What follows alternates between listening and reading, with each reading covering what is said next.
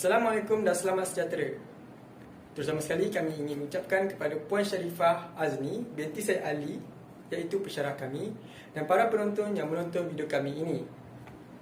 Baiklah, sebelum saya mulakan, eloklah kalau saya memperkenalkan diri saya dan ahli kumpulan saya. Nama saya Syed Amir Syafiq bin Syed Farid dan nombor pendaftaran saya 06DAD19F1020. Dan ahli kumpulan saya ialah Muhammad Syahid, Muhammad Izzul Ashraf dan Muhammad Al-Haris. Kami dari kumpulan 1 dari kelas DAD 4B Politeknik Port Dickson. Baiklah, dalam video kami akan menerangkan tentang BMC, iaitu Business Model Canvas, dan perniagaan kami iaitu roti sosis cheese lele. Baiklah, antara isi kandungannya ialah pertama sekali pendahuluan, program BMC, kepentingan BMC, template BMC perniagaan kami sendiri dan kesimpulan.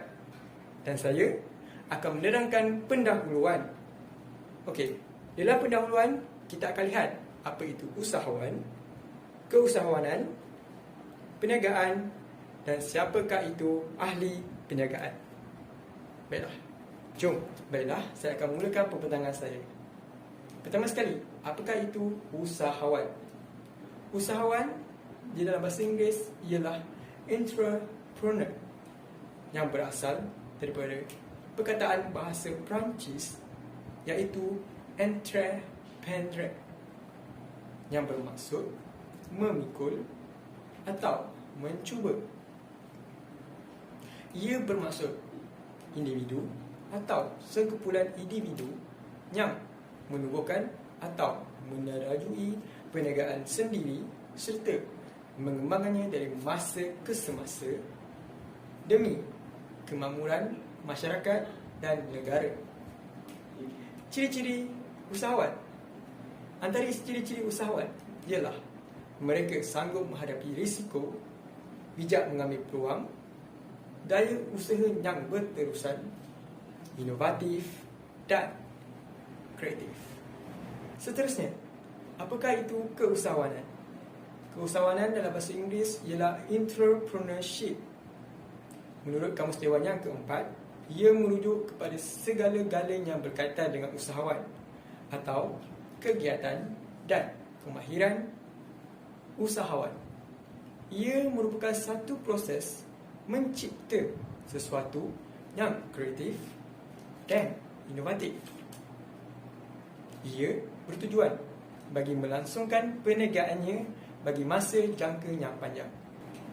Bagaimana pula dengan perniagaan? Apakah ia?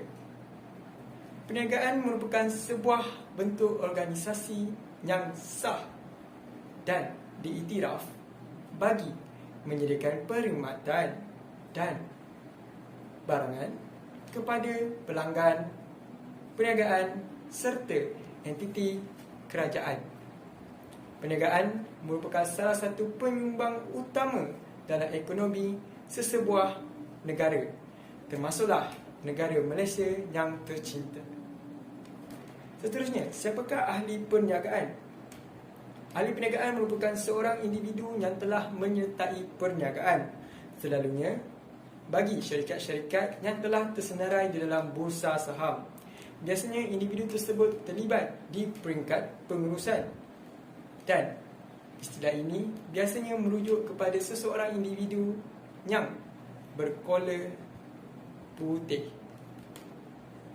Sekian sahaja pembentangan saya, dan saya akan berikan pembentangan ini kepada Muhammad Syahid. Assalamualaikum warahmatullahi wabarakatuh. Nama saya Muhammad Syahid bin Sabri dari program Diploma Kejuruteraan Mekanikal dengan nombor pendaftaran F1032. Hari ini saya akan membentangkan satu tajuk iaitu program BMC, atau lebih tepat lagi kita ingin mengetahui apakah itu BMC. Sebelum itu mesti anda tertanya-tanya, apakah itu BMC kan? Biar saya menjawab persoalan anda. Okey, BMC ini merupakan singkatan bagi Business Model Canvas, iaitu satu kanvas yang digunakan untuk menguji kekukuhan idea bisnes atau perniagaan yang bakal atau sedang kita gunakan.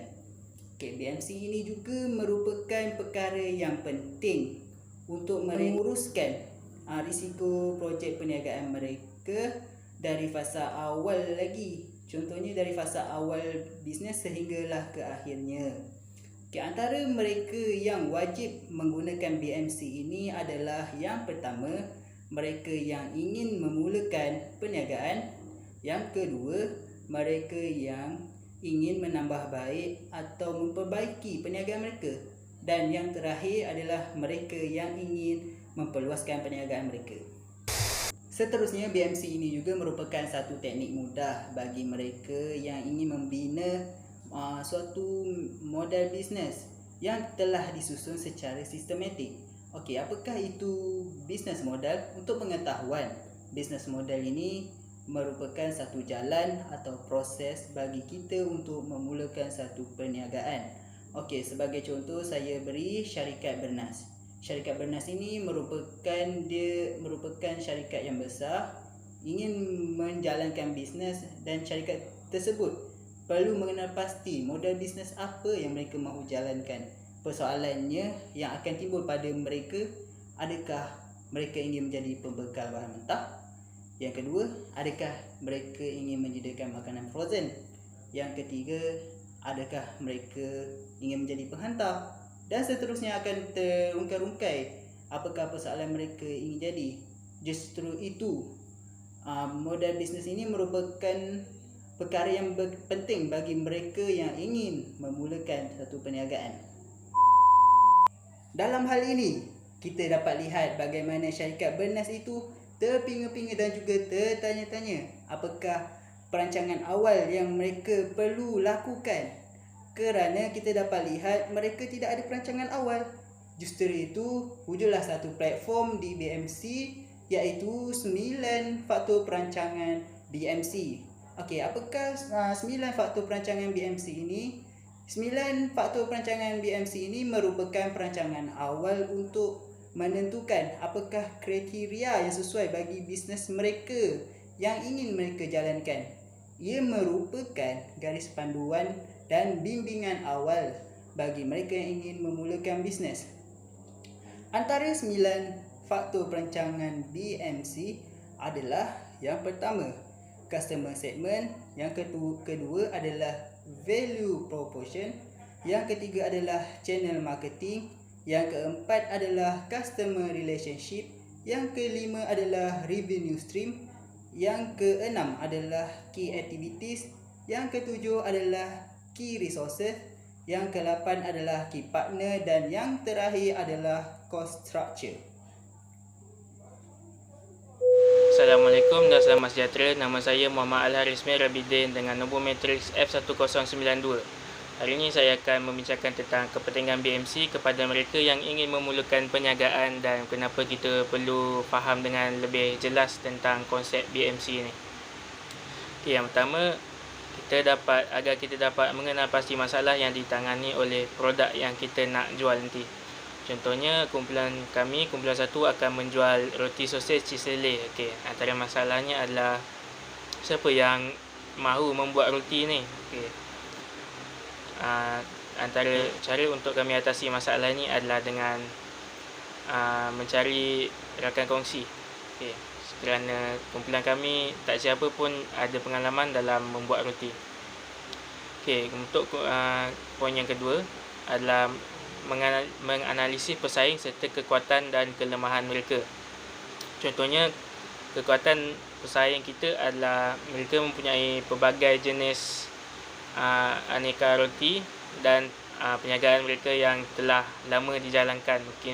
Jadi dari situ mereka lebih banyak pengalaman lah daripada kita yang baru hendak memulakan perniagaan.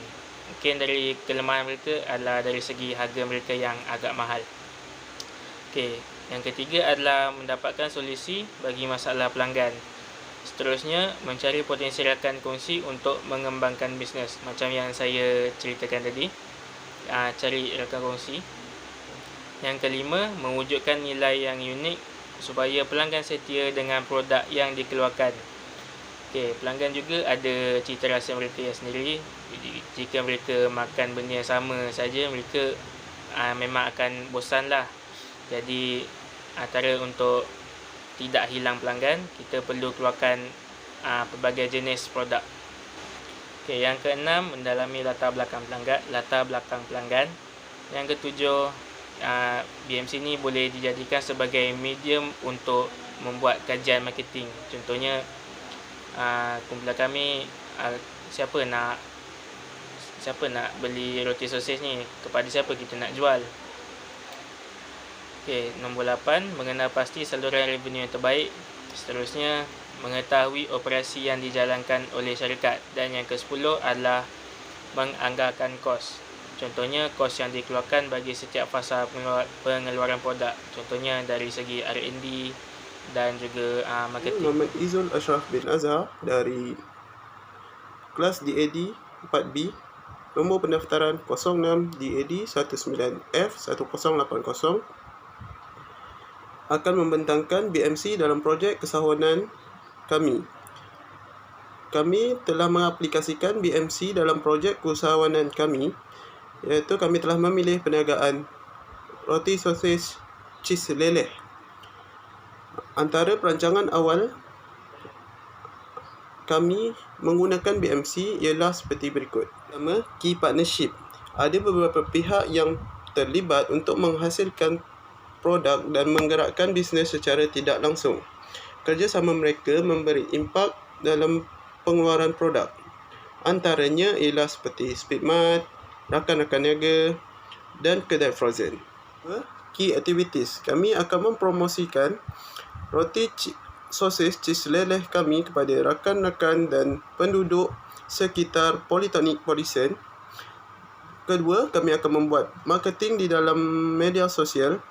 Ketiga, kami akan menjual secara harian. Yang ketiga ialah value proposition. Nilai apa yang ada pada produk kami tetapi tidak ada pada pesaing dan produk yang lain. Hidangan produk kami mengikut trend terkini. Mudah dimakan oleh semua golongan.